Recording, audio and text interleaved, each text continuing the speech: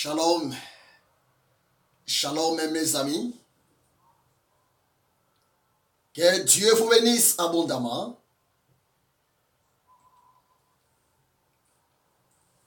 Que Dieu soit complètement loué. Je bénis encore le Seigneur pour ce temps qu'il nous a donné. Beaucoup plus de parler de la part de Jésus-Christ de Nazareth.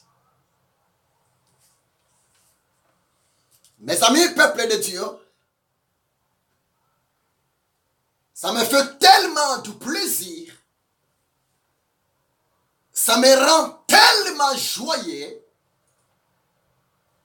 pendant que je parle de la part de mon Dieu à son peuple. Que Dieu soit complètement loué. Que le Seigneur soit complètement béni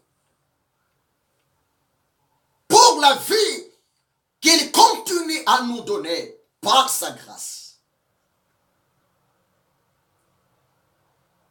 Laissez-moi prier et nous allons passer à ce que le Seigneur a voulu nous communiquer aujourd'hui. Seigneur, je bénis ton nom parce que tu nous aimes. Béni soit ton Seigneur, le lit des vallées, Yehoshua Amashia. Saint-Esprit, merci pour ta présence et ton onction. Et entre ton sang, tu mets ton peuple qui me suit maintenant, Seigneur, que leur cœur soit disponible pour écouter ta voix. En ton nom, Yehoshua, je donne toute la gloire, parce que tu es vivant. Merci, Seigneur Jésus. Amen. Et vous savez, dormir la nuit, c'est naturel. Mais se réveiller le matin, c'est purement surnaturel. C'est le miracle de Dieu. Et tellement nous sommes au temps de la fin, la pensée de Dieu est que son peuple soit exhorté. Son peuple soit enseigné. Son peuple soit édifié à la lumière de sa parole. C'est pour cela, mes amis, le grand souci des hommes de Dieu, le grand souci de ministres de Dieu est que le peuple de Dieu parvienne à saisir l'insigne de l'Éternel. Et ce matin, le Saint-Esprit m'a mis à cœur de parler quelque chose avec vous. Le Saint-Esprit m'a mis à cœur de partager encore la pensée du Seigneur à Dieu auprès de vous. Mes amis, David, dans ses psaumes, quelque part, il dit,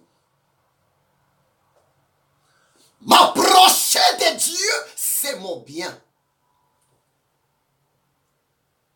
Passer du temps à la présence de Dieu, c'est mon bien.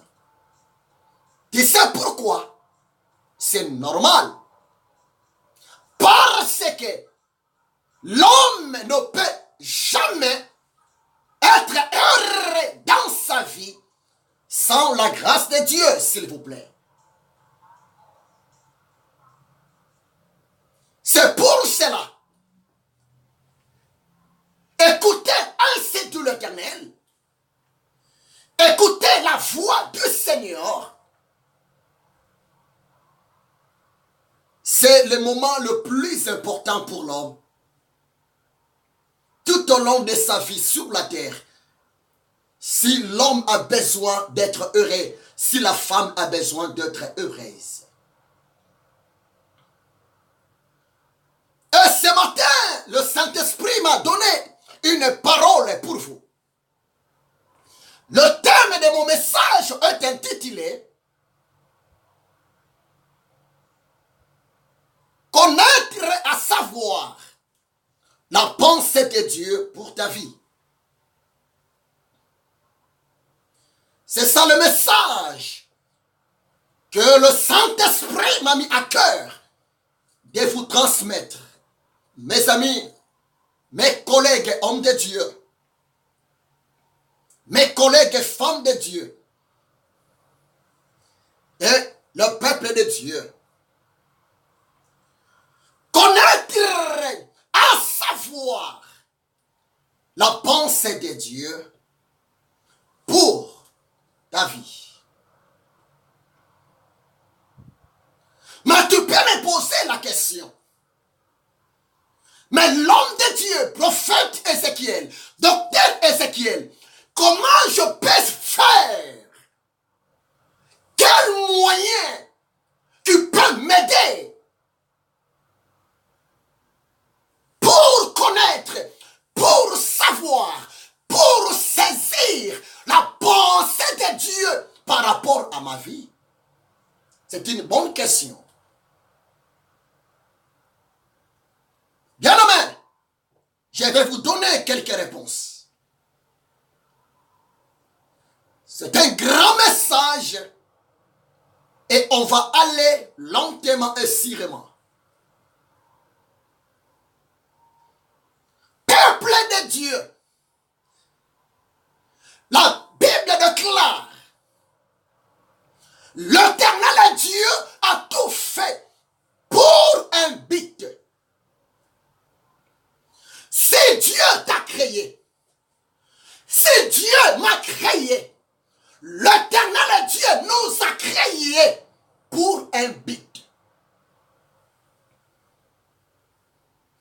En quelque sorte, je voulais te dire ce matin, bien-aimé, toi et moi, nous sommes des missionnaires de Dieu sur la terre, dans ce monde visible. Parce que toi et moi, nous sommes venus du ciel. L'homme est venu du ciel. L'homme est venu depuis le trône de Dieu. Laissez-moi te rappeler, mon frère. Avant même que tu commences à exister dans le monde visible, avant même que tu sois en contact dans le monde visible, avant même que ta mère puisse t'enfanter, te coucher, te faire sortir 9 mois après de grossesse dans ce monde visible. Écoutez-moi très bien. Toi et moi, nous existons déjà depuis l'éternité.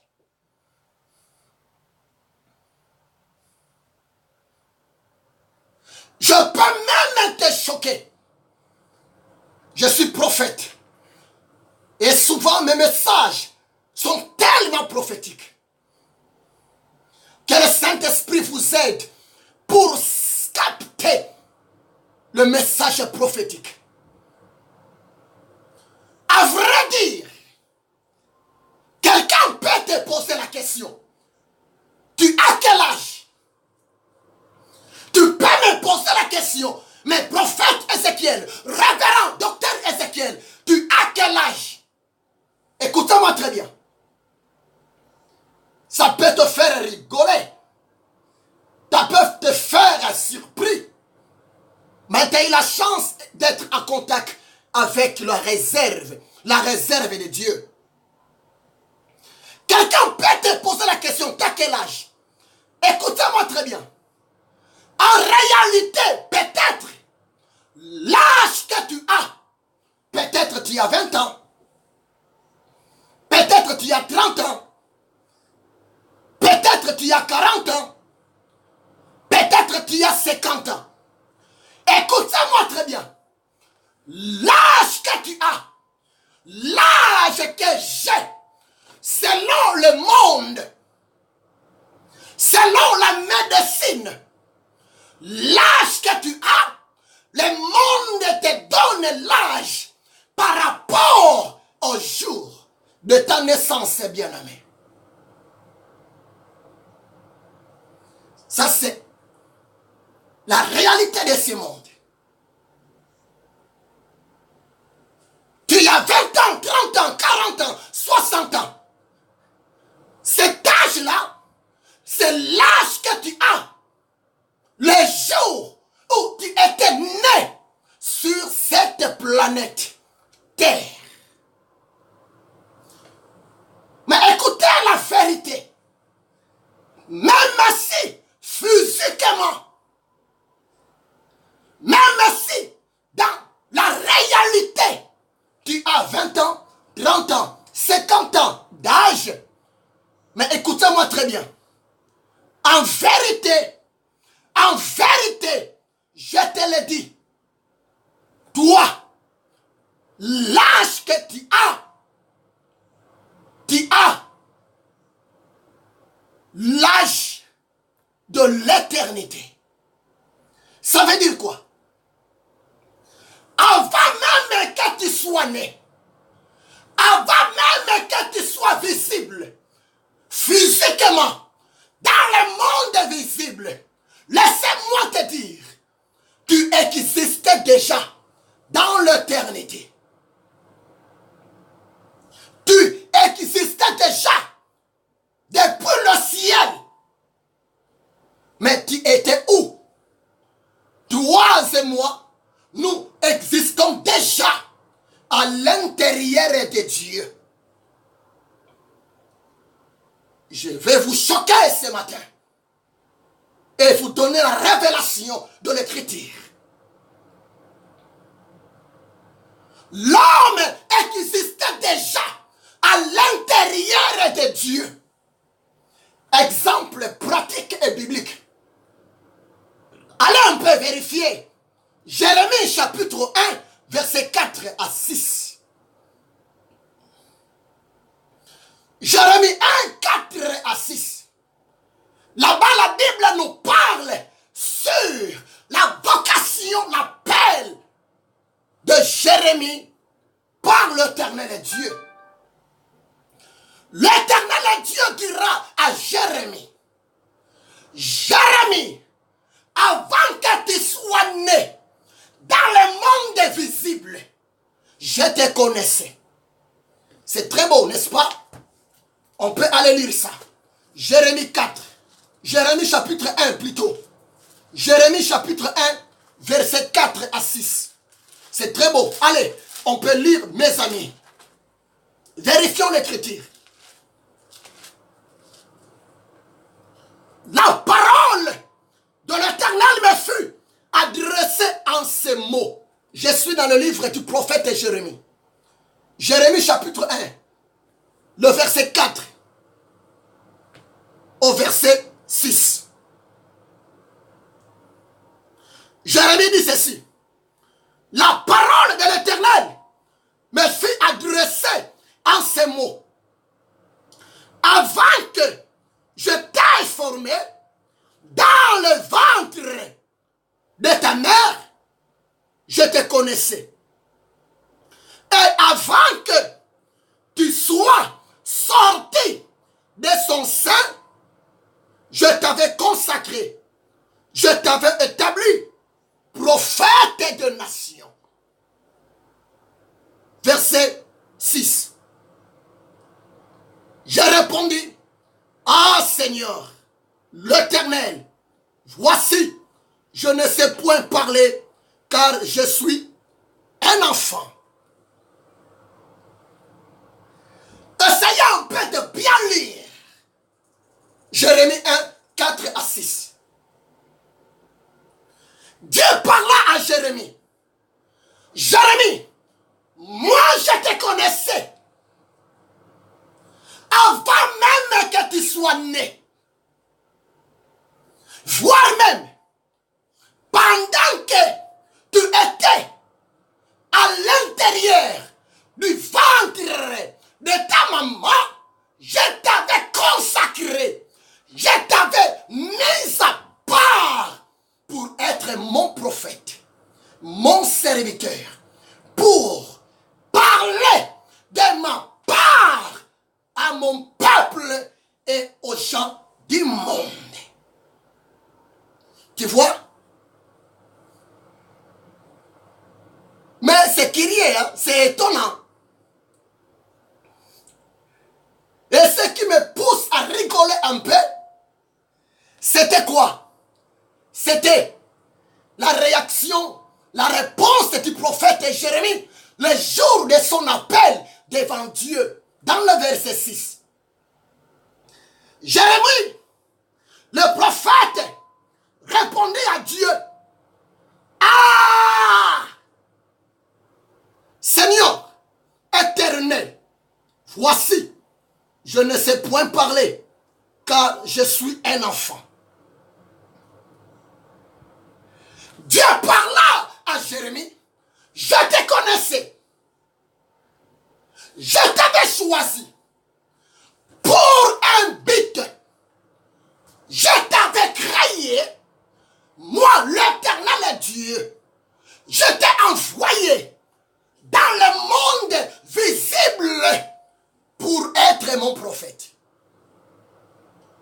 Mais Jérémie, malgré Dieu est en train de lui parler, Jérémie commence à voir même, à discuter, à parler avec Dieu. C'est normal, parce que au début, Jérémie ne comprenait pas le langage de Dieu. En quelque sorte, Jérémie se voyait un enfant, physiquement, à l'âge de 9 ans. Un enfant, physiquement, trop mineur. Mais comme Jérémie était le choix de Dieu, depuis les conseils célestes, vu le temps de besoin en Israël, Dieu devrait se révéler à son serviteur. Dieu devrait choisir son élu pour porter son nom devant son peuple et à l'humanité. Par là, je voulais te dire, devant Dieu, tu n'as pas l'âge de 10 ans. Devant Dieu, tu n'as pas l'âge de 20 ans. Écoutez-moi très bien. En Jésus-Christ, selon Jean, chapitre 3, verset 6, le maître déclare: celui qui est né de la chair est chair, et de l'esprit est esprit. Les choses de Dieu, c'est purement spirituel. Un homme naturel ne peut jamais comprendre et saisir la révélation de Dieu. C'est pour cela, maman, pour servir Dieu, pour être utile dans la volonté de Dieu, pour savoir ce que Dieu fait de toi, ce n'est pas le problème d'âge. Tel que tu es là,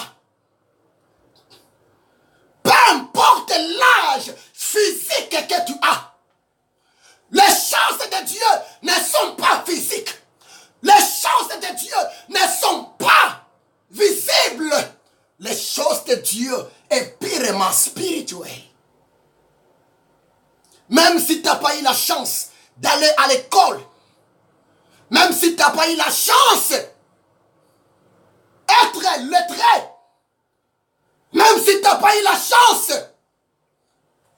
d'être diplômé, écoutez-moi très bien.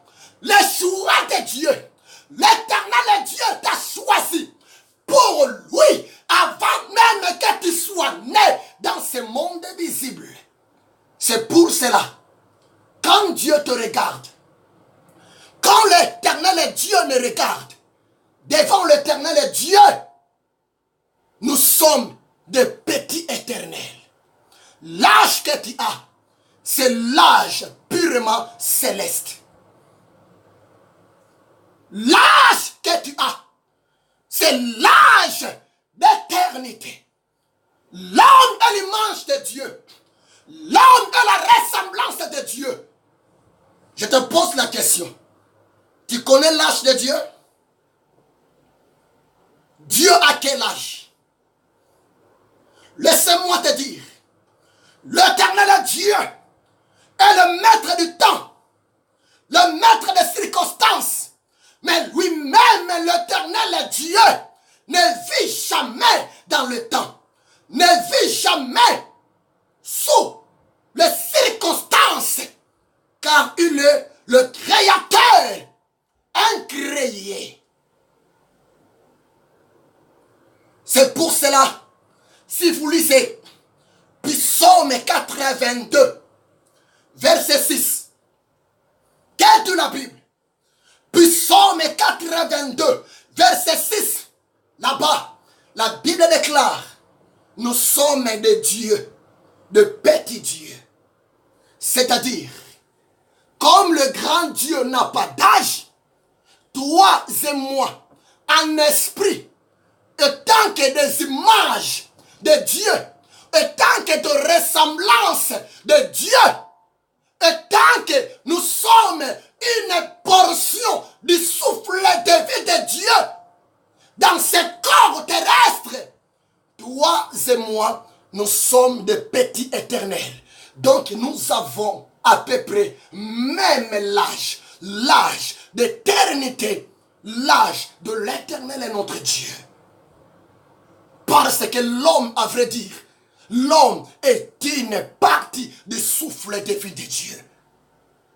Ce qui fait un homme devant Dieu, ce n'est pas le corps.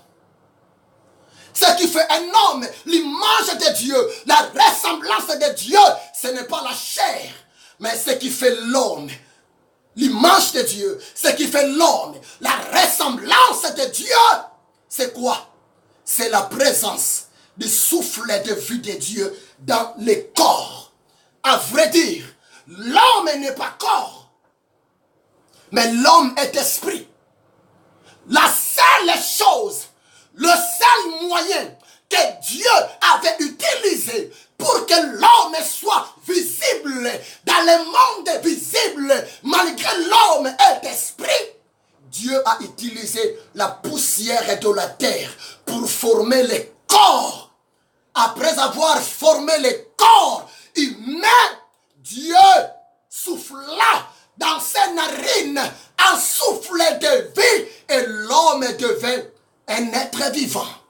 Genèse 2, verset 7. Genèse 2, verset 7. C'est pour cela un jour, avec beaucoup d'humilité, j'avais même dit une chose. Quelque part, le révérend docteur Louis Ségon nous a mis en erreur.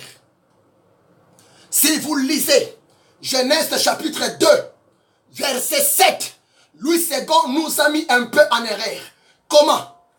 Si vous lisez Genèse 2, verset 7, docteur Louis Ségon dit ceci.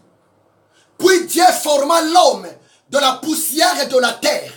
Il souffla dans ses narines un souffle de vie et l'homme devint un être vivant. Non.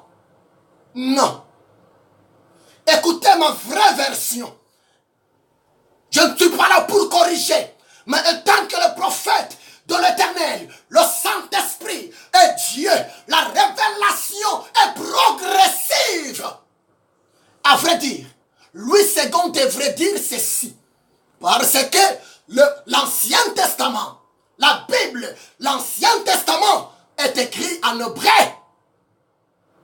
Tandis que le Nouveau Testament est écrit en grec avec une partie d'araméen.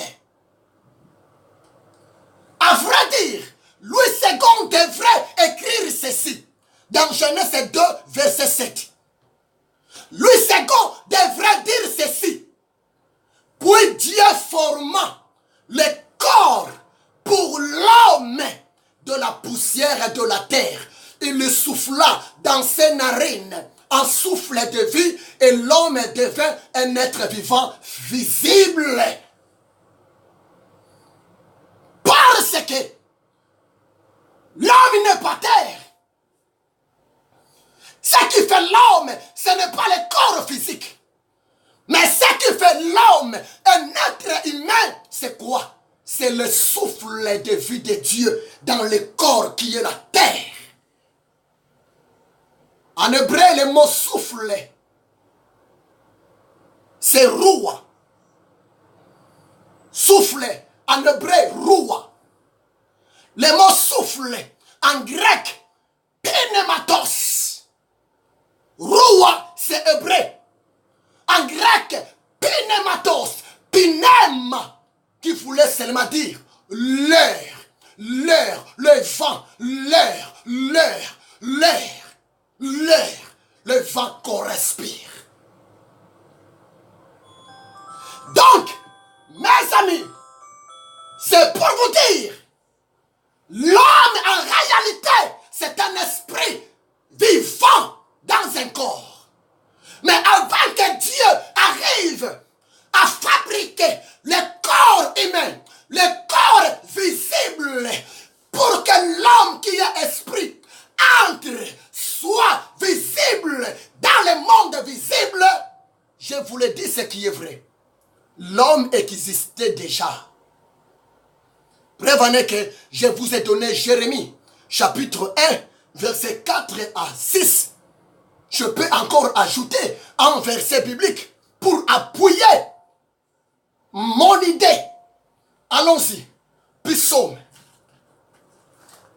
J'aime enseigner le peuple de Dieu. Psaume.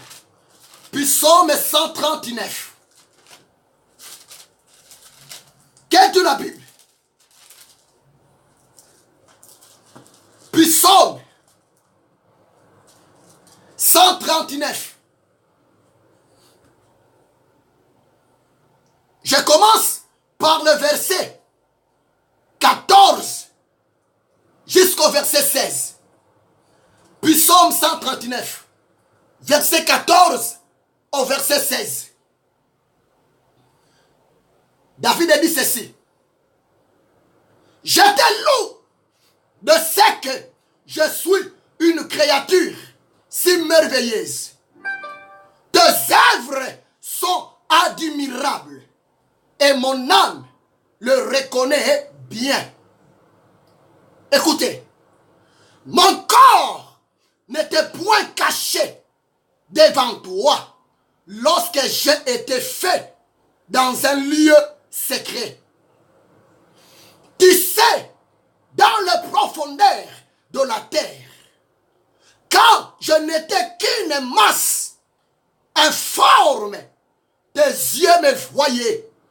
Et si ton livre était tous inscrits le jour qui m'était destiné avant qu'aucun d'eux existe. Merci Seigneur. Psaume 139, 14 à 16. David a dit à son Dieu, Éternel, tu me connaissais déjà. Tu me voyais déjà, voire même tous les jours de mon existence dans le monde visible, parmi les humains, tous mes jours sont déjà comptés par toi.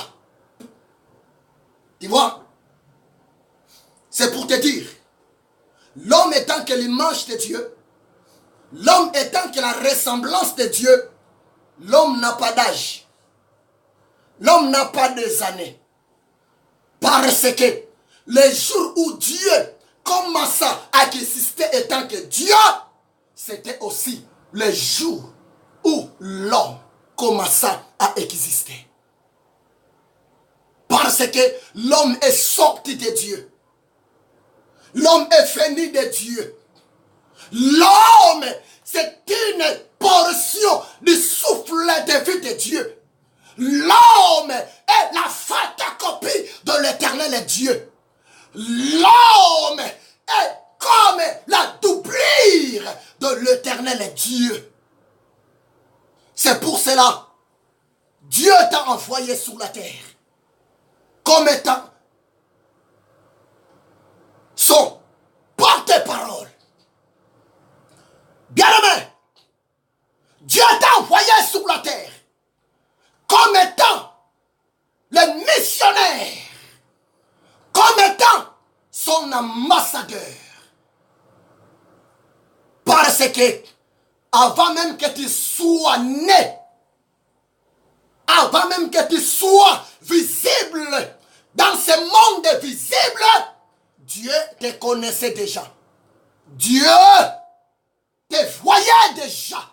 C'est pour te dire, tu n'es pas le fruit d'un accident biologique.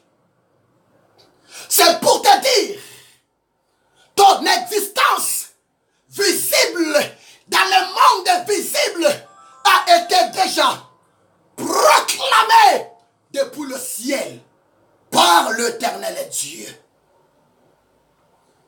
Bien-aimé, c'est pour cela qu'il est important de savoir, de connaître la pensée de Dieu pour ta vie.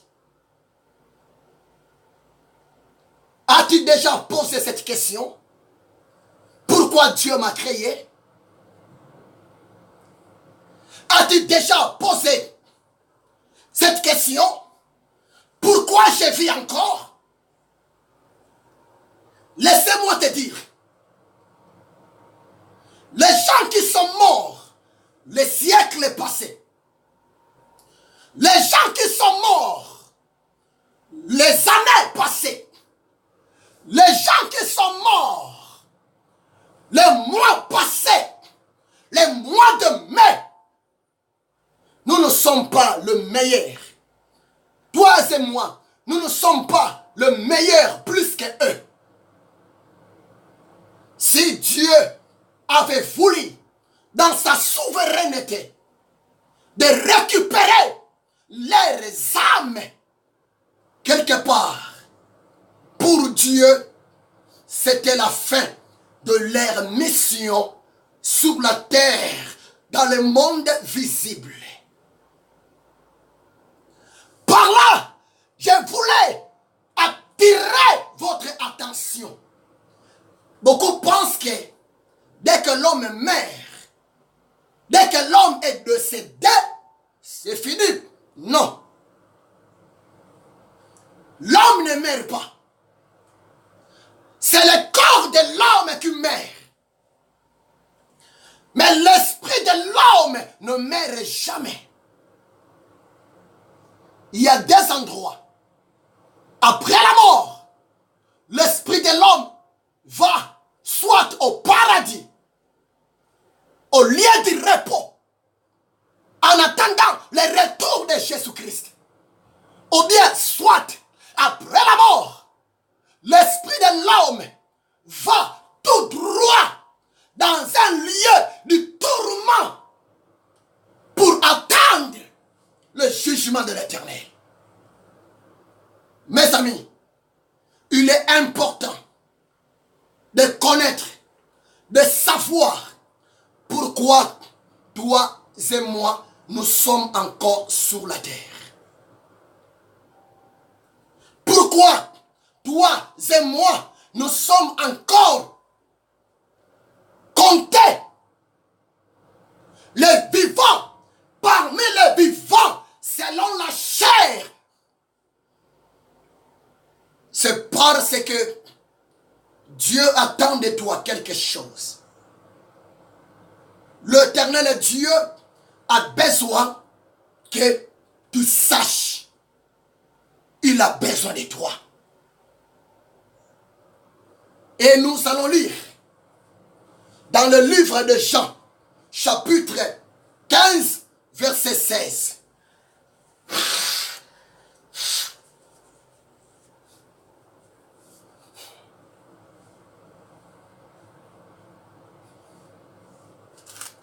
Jean chapitre 15, verset 16. Connaître à savoir la pensée de Dieu pour ta vie, chrétien, enfant de Dieu. Jean chapitre 15, verset 16. Mes amis, je lis dans le nom de Jésus-Christ. Ce n'est pas vous qui m'avez choisi, mais moi. Je vous ai choisi et je vous ai établi afin que vous alliez et que vous portiez du fruit et que votre fruit demeure, afin que ce que vous demanderez au Père à mon nom, il vous les donne. Parole du Seigneur.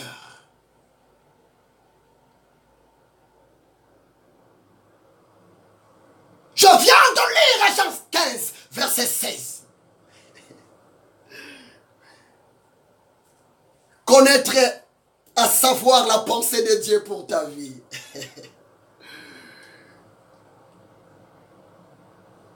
Un jour, mes amis, dans Jean chapitre 15, verset 16, le maître de l'univers, le Dieu tout-puissant, le Dieu créateur dans le corps humain, au nom de Jésus, il était en face de ses disciples, de ses serviteurs, de ses apôtres. J'avais dit ceci un jour dans mon enseignement, mes amis. Si vous lisez les évangiles, vous devrez faire très attention. J'avais dit ceci. Les évangiles nous parlent la vie de Jésus-Christ. Et chaque évangile présente Jésus de sa manière. Que Dieu te bénisse, l'homme de Dieu, le serviteur de Jésus-Christ, le prophète Ézéchiel. Soyez bénis, l'homme de Dieu, Chico. Que Dieu te bénisse, l'homme de Dieu, Chico, le Chico. Quand vous lisez l'évangile selon Matthieu, dans le livre de Matthieu, l'apôtre Matthieu présente Christ au monde, son Seigneur et son Sauveur, comme étant le roi qui devrait venir, le roi des Juifs, le roi des rois. Et si vous lisez l'évangile selon Marc, Jean-Marc, dans son évangile, Marc présente Jésus-Christ comme étant l'esclave, le serviteur. Il est venu pour servir et non pas pour être servi. Et il a donné sa vie pour nous racheter. Malgré Marc n'était pas apôtre de Jésus, mais Marc était gagné après l'enlèvement du Seigneur. Et Marc était le disciple de Jésus, mais au travers de ses apôtres. Et Marc a travaillé même avec Pierre, même un jour avec l'apôtre Paul. Je ne suis pas là aujourd'hui. Marc a présenté Jésus comme étant le serviteur de Dieu. Tandis que si vous lisez l'évangile selon Luc, Luc aussi n'était pas apôtre. Luc était gagné après le départ de Jésus, après l'enlèvement de Jésus-Christ au ciel. Luc était gagné par les apôtres de Jésus-Christ. Mais du moins, Luc, il a aussi écrit pour manifester, témoigner de son amour, de son affection de Jésus-Christ auprès du gens de ce monde. Et Luc était le médecin. Il était le docteur. Et Luc, c'est lui qui était aussi l'auteur du livre des Actes des Apôtres. Donc, dans le Nouveau Testament, Luc a écrit 2 livres. L'Évangile selon Luc qui porte son nom. Il avait aussi écrit les Actes des Apôtres de Jésus-Christ de Nazareth. Gloire à Dieu. Comme Jésus-Christ est le même hier, aujourd'hui et éternellement, les actes des apôtres de Jésus-Christ continuent encore. Parce que nous sommes là, et tant que des apôtres de Jésus, nous sommes là pour enseigner, parler, démontrer Jésus-Christ est vivant. Rien que par la parole, mais aussi avec le signe et de miracles. Parce que lorsque l'évangile de Yahushua HaMashiach est prêché dans sa volonté parfaite, dans sa volonté souveraine auprès du peuple, il se passe toujours de signes et de miracles. Oh, j'aime les miracles. Parce que le Dieu de miracles, Jésus-Christ est le même hier, aujourd'hui et éternellement. Luc a présenté Jésus. Luc a parlé de Jésus-Christ dans son livre comme étant le Fils de l'homme. Donc, évangile selon Luc, Luc a présenté Jésus comme étant le Fils de l'homme, 100% homme. C'est vrai, notre Seigneur, il était né 100% homme. Il était né juif parce que ses parents étaient des juifs. Mais notre Seigneur Jésus-Christ, après sa mort, après sa résurrection des morts, Jésus n'était pas ressuscité comme étant juif, mais Jésus-Christ était ressuscité comme étant Dieu.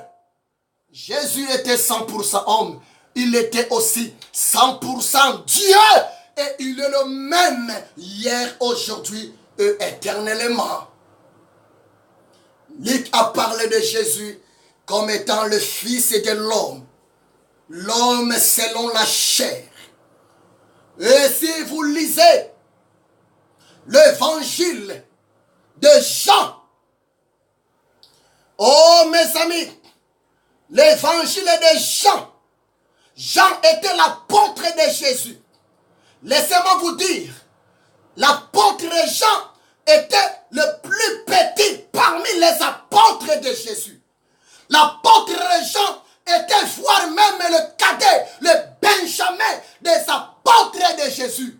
Et laissez-moi vous dire, l'apôtre Jean était tellement aimé par Jésus-Christ. Le bien-aimé Jean. Et voire même l'apôtre Jean, le Seigneur Jésus-Christ, lui a même utilisé vers le temps de la fin, avant même sa mort selon la chair, l'Éternel Jésus-Christ a utilisé son apôtre Jean comme étant le prophète. Et l'apôtre Jean, c'est lui qui a écrit l'évangile selon Jean. L'apôtre Jean, c'est lui qui a écrit les épîtres de Jean. Et l'apôtre Jean, c'est lui qui est aussi l'auteur du dernier livre de la Bible au nom d'Apocalypse. L'apôtre Jean, c'est lui qui est aussi l'auteur du livre d'Apocalypse. Il a écrit l'Apocalypse. Écoutez très bien. L'apôtre Jean, dans son évangile, le 4e évangile du Nouveau Testament, l'apôtre Jean a parlé, a présenté Jésus-Christ comme étant le Dieu tout-puissant, le Dieu créateur. Revenez que si vous lisez Jean chapitre 1, Jean commença même à parler directement. Au commencement était la parole. La parole était avec Dieu et la parole était Dieu. Toutes les choses ont été faites par elle. Et rien de ce qui n'a été fait sans la parole qui est Dieu. Et si vous continuez dans le verset 14 de Jean chapitre 1, Jean dira, et la parole a été faite chair. Elle a habité parmi nous, pleine de grâce et de vérité. Et nous avons contemplé sa gloire. Une gloire comme la gloire du Fils unique venu du Père. Que Dieu soit béni. Je t'aime, Jésus-Christ. L'apôtre Jean a présenté Jésus. L'apôtre Jean a parlé de Jésus comme étant Dieu. Oui, Jésus-Christ est Dieu. Il est le Dieu véritable. Il vous suffit d'aller aussi regarder dans l'épître de Jean. 1 Jean chapitre 5, verset 20. Jean dira encore là-bas, Jésus-Christ est le Dieu véritable. Oui, c'est très beau. Et dans Jean 15, verset 16, qu'a dit la Bible? Ici, c'est Jésus qui parle. C'est-à-dire, dans Jean chapitre 15, c'est Dieu qui nous parle.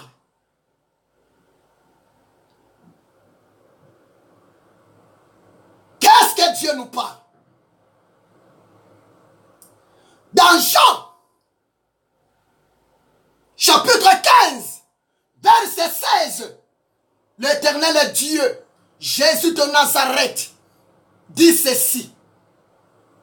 Ce n'est pas vous qui m'avez choisi, mais moi, je vous ai choisi.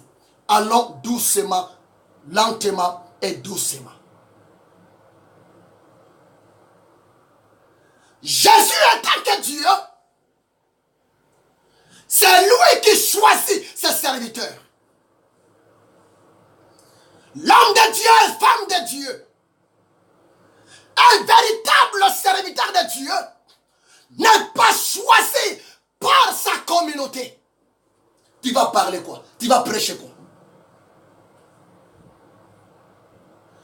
Un véritable serviteur de Dieu, homme de Dieu, femme de Dieu, n'est pas sorti, n'est pas choisi par des écoles théologiques. Non. Un véritable serviteur de Dieu, une véritable femme de Dieu n'est pas choisie par ses parents physiques, par son père pasteur. Non. C'est ça ce que nous voyons aujourd'hui. L'œuvre de Dieu est devenue comme le bien personnel de serviteur de Dieu. Bien aimé, ce n'est pas bien. Qui t'a dit, pasteur, que si toi tu es pasteur? Qui t'a dit, leader? Qui t'a dit, patriarche? Si toi tu es pasteur, leader, tutélaire, il faut que tes enfants soient aussi des pasteurs comme toi. Pasteur, qui t'a dit que ton fils que tu prépares pour qu'il te remplace pasteur, il est choisi par Dieu? Qui t'a dit cela? Arrêtez de faire ça. Non. Le véritable fils du pasteur,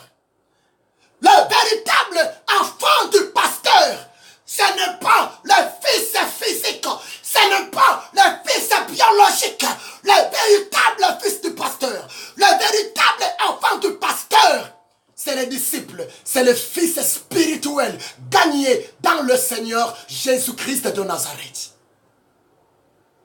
Ah oui, nous sommes des réserves de Dieu.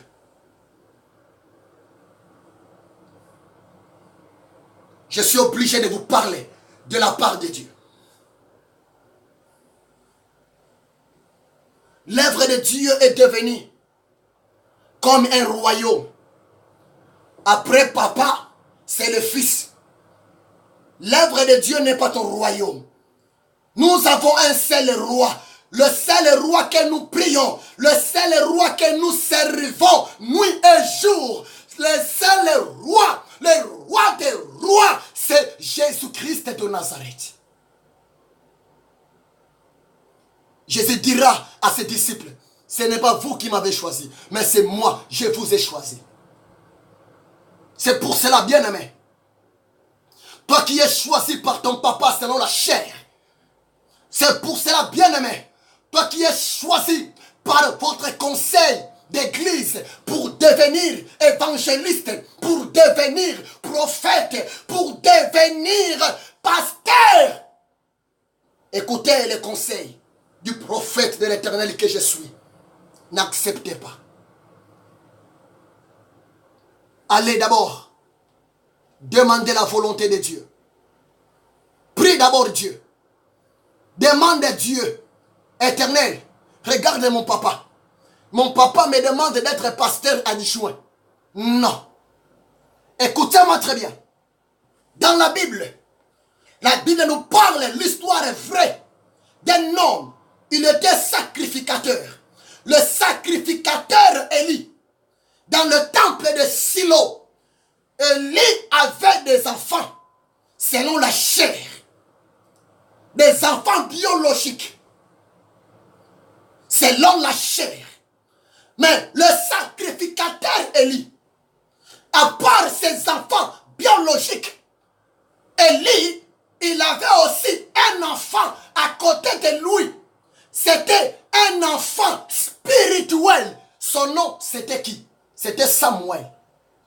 Les jours où Dieu a décidé de choisir un prophète à la tête de son peuple Israël, Dieu n'a pas dit à son serviteur, le sacrificateur Élie, de préparer son fils biologique. Non. Au contraire, Dieu avait choisi Samuel. Samuel, l'enfant de Anna. Samuel, l'enfant de Elikana. Samuel n'était pas l'enfant biologique du sacrificateur Élie. Mais Samuel était un enfant spirituel. En quelque sorte, Samuel était un disciple d'Élie. Et ces jours-là, Dieu n'a pas choisi l'enfant selon la chair, mais Dieu a choisi le disciple. Parce que un disciple, c'est quelqu'un qui a la vie disciplinée auprès de son maître. Nous sommes au temps de la fin. Nous devrons prêcher. Nous devrons ramener de l'ordre dans le ministère. Dieu n'est pas notre copain. Dieu n'est pas notre ami. Dieu n'est pas notre grand-père, grand-mère. Craignons Dieu. Respectons les choses de Dieu. Le sacerdoce est sacré. Le sacerdoce est sacré. Orabasaka, Makayokorobosaka, Indaramana Shindai. Craignons Dieu, homme de Dieu. Jésus parla à ses disciples. C'est moi. Ce n'est pas vous qui m'avez choisi, mais c'est moi qui vous ai choisi.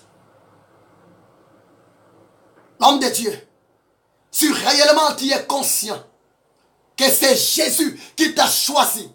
Maman, si réellement tu es consciente que c'est Jésus qui t'a choisi d'être sa servante. L'homme de Dieu, si réellement un jour t'as entendu la voix du Seigneur, un jour t'as entendu la vocation, l'appel de Dieu au ministère, je te le dis, tu es un homme heureux, tu es une femme heureuse. que tu vas faire, Dieu sera avec toi. Dieu sera pour toi. Et Dieu te donnera toujours de la victoire. Il m'a dit de te dire, c'est lui qui t'a choisi. Exemple, même dans l'Ancien Testament encore, après la mort physique du prophète Moïse, Moïse avec sa femme Séphora, depuis mendiant, chez Raoul et Jéthro, le sacrificateur de l'Éternel, Moïse avait eu déjà des enfants.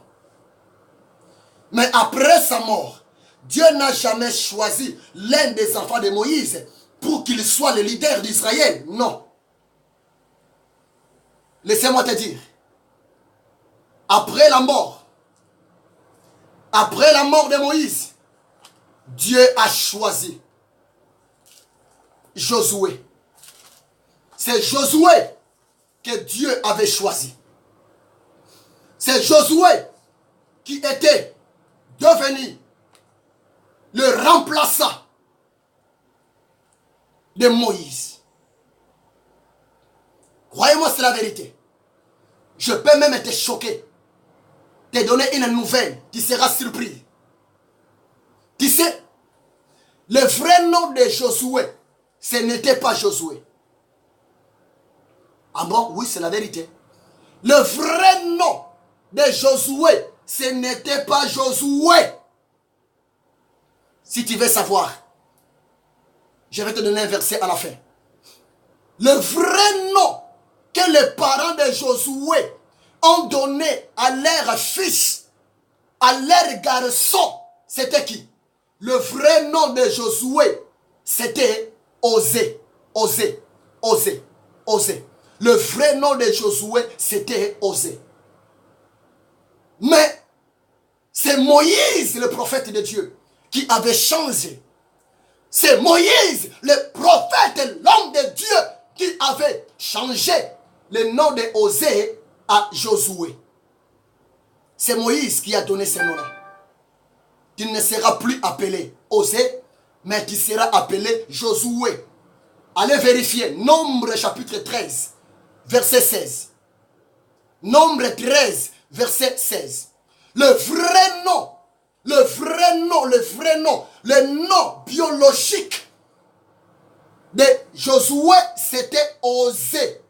Mais lorsque Osée était engagé à servir Dieu à côté de l'homme de Dieu, le prophète Moïse, c'était le prophète Moïse qui avait changé, voire même le nom de cet homme.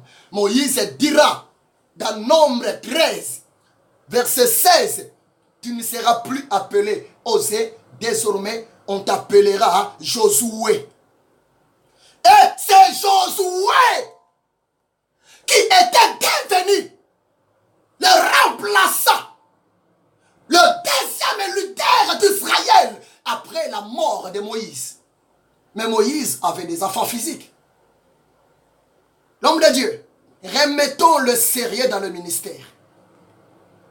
Qui t'a dit que si tu es pasteur, tu es prophète, que ta femme aussi est pasteur? Qui t'a dit que si tu es pasteur, bishop, archbishop, ta femme aussi est bishop?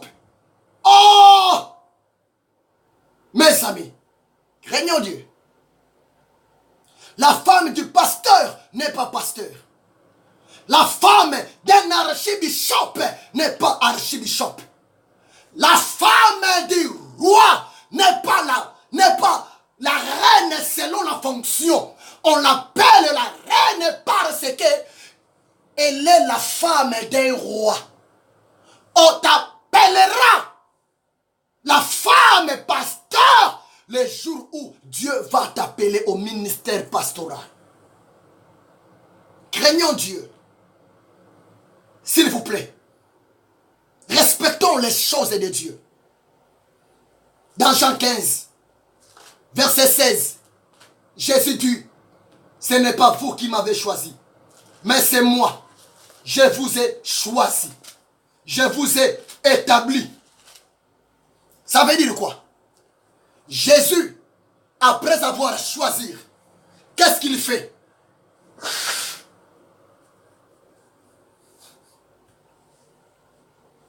Jésus, après avoir choisi quelqu'un, Jésus prépare la personne. Et le Seigneur, après avoir préparé la personne, le Seigneur envoie la personne aux missions. Connaître, à savoir, la pensée de Dieu pour ta vie. Écoutez très bien la voix du Saint-Esprit.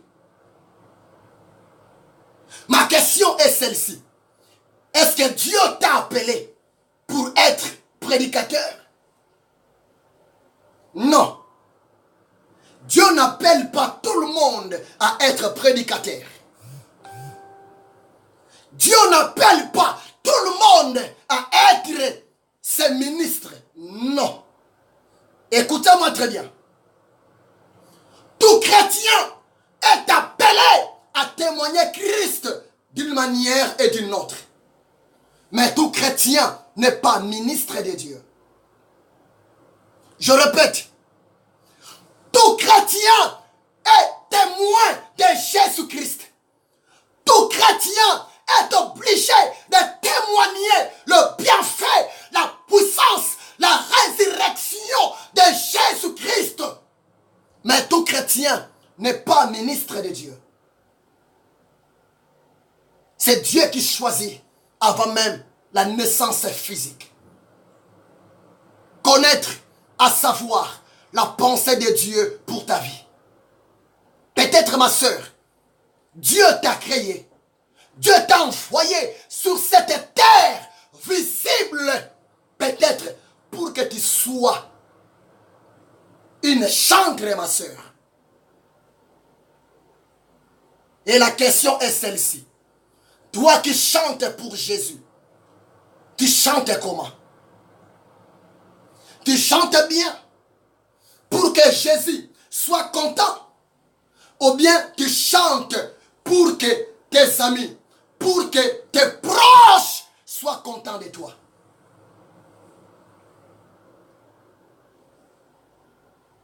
Connaître, à savoir la pensée de Dieu pour ta vie. Mes amis, pour aujourd'hui,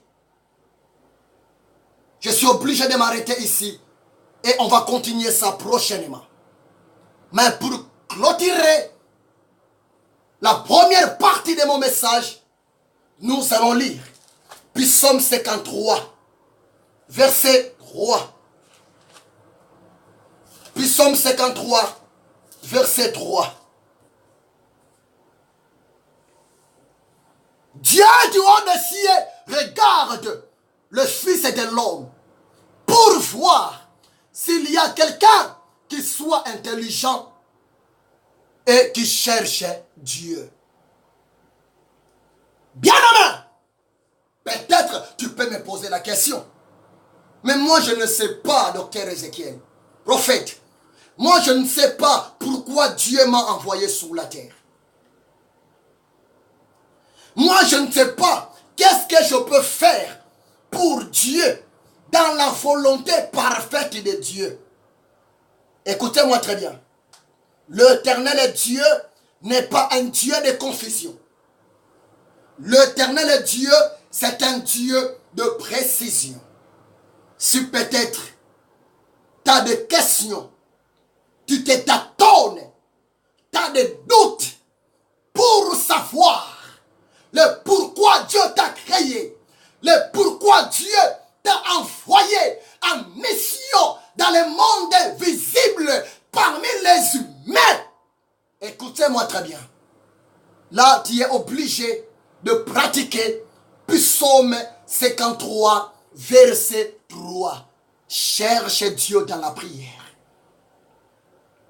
Et si tu n'arrives pas toi-même à faire une bonne prière pour savoir connaître la volonté, la pensée de Dieu pour ta vie, pour votre existence sur la terre, même dans l'œuvre de Dieu. Deuxième conseil, allez contacter, allez chercher ton pasteur, allez chercher ton prophète, allez chercher ton responsable spirituel. Va parler, dis à ton pasteur, dis à ton prophète, dis à ton leader, papa, maman, aide-moi. Prions ensemble. J'ai besoin de savoir, de connaître la pensée de Dieu pour ma vie. Tant que je suis encore dans le monde visible. Tu sais pourquoi? C'est parce que à la fin du monde, devant l'Éternel Dieu, le Seigneur va nous récompenser par rapport à nos œuvres. Mais beaucoup plus, l'Éternel Dieu, Jésus de Nazareth, va nous bénir si réellement on était dans la volonté parfaite, on était dans la volonté souveraine de Dieu par rapport à notre mission sur la terre. Connaître, à savoir la pensée de Dieu pour ta vie, c'est vraiment important. Que Dieu vous bénisse abondamment. Je suis arrivé à la fin aujourd'hui et on va continuer notre enseignement prochainement. Que Dieu vous bénisse. Et je vous demande, mes amis, de partager cet enseignement. Et je voulais aussi vous informer, c'est depuis des jours passés, je viens d'ouvrir encore notre chaîne École Biblique Génération Ézéchiel au YouTube. Il vous suffit seulement au YouTube, vous tapez, vous mettez, vous écrivez, vous tapez mon nom. Vous tapez Ézéchiel Bodo Mabiala. Si vous tapez mon nom, Ézéchiel Bodo Mabiala, et vous allez aussi en profiter sur les enseignements que je vous prêche de la part de Dieu. Nous sommes aussi au YouTube. Mon souci, c'est d'évangéliser. Mon souci, c'est de parler en profondeur de la part du Maître. C'est de remettre le chrétien dans l'ordre par rapport à la parole de Dieu. Parce que Jésus-Christ revient bientôt. Ephésiens 2, verset 20 déclare: nous sommes fondés sur l'enseignement des apôtres et des prophètes. Jésus-Christ étant la pierre angulaire, il revient bientôt. Mon souci à moi, c'est que moi je vais. Mon désir à moi, c'est que moi je vais. Que le chrétien soit vraiment bien affermi. Je vous bénis. C'est votre humble serviteur, l'esclave de Jésus-Christ, l'ami du Saint-Esprit, Ézéchiel. Que Dieu vous bénisse abondamment. Au revoir, à la prochaine. Soyez bénis, que Dieu vous bénisse. Shalom. Prions. Seigneur Dieu, merci pour ta parole. Tu viens de nous parler, tendre Père. Je bénis cette parole. Lorsque la parole, Seigneur, soit vraiment bénéfique dans le cœur de ton peuple, soit loué le sang d'Israël, le véritable Dieu Adonai.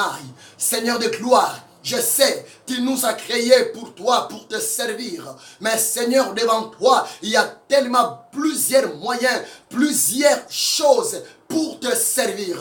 Seigneur, ouvre les yeux de ton peuple, ouvre les yeux de chacun de nous, afin que ton peuple, l'un parmi ton peuple, puisse connaître, Seigneur, ta pensée par rapport à sa vie dans ce monde visible. Béni soit ton nom, Adonai, dans le nom de Jésus. Saint-Esprit, merci pour ta présence.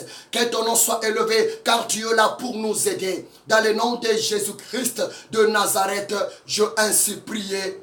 Amen. Que Dieu vous bénisse abondamment. Soyez bénis, soyez bénis. Shalom, shalom, shalom. Que Dieu vous bénisse. Au revoir. Soyez bénis.